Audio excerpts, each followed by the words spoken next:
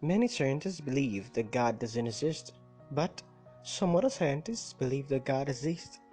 Many findings have been put together to really get the proof if God really exists.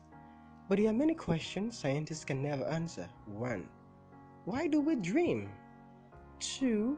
About the mystery of the Bermuda Triangle. Scientists can never explain why.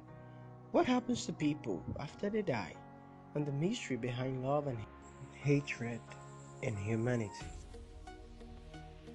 But just on a fateful day, I found this video concerning a man speaking concerning where God came from, who is God.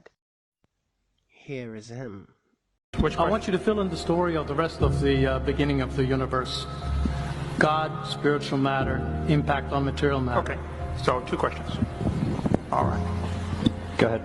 All right, your question, where did God come from, assumes that you're thinking of the wrong, obviously it displays that you're thinking of the wrong God, because the God of the Bible is not affected by time, space, or matter. If he's affected by time, space, or matter, he's not God. Time, space, and matter is what we call a continuum. All of them have to come into existence at the same instant, because if there were matter but no space, where would you put it? If there were matter and space but no time, when would you put it? You cannot have time, space, or matter independently. They have to come into existence simultaneously. The Bible answers that in 10 words. In the beginning, there's time. God created the heaven, there's space, and the earth, there's matter. So you have time, space, matter, created a trinity of trinities there. Just, time is past, present, future. Space has length, width, height. Matter has solid, liquid, gas. You have a trinity of trinities created instantaneously, and the God who created them has to be outside of them. If he's limited by time, he's not God. The guy who created this computer is not in the computer. He's not running around in there changing the numbers on the screen, okay? The God who created this universe is outside of the universe. He's above it, beyond it, in it, through it. He's unaffected by it.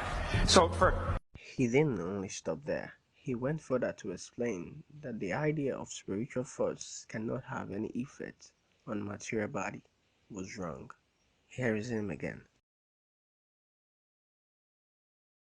The concept that a spiritual force cannot have any effect on a material body, well then I guess you'd have to explain to me things like emotions and love and hatred and envy and jealousy and rationality.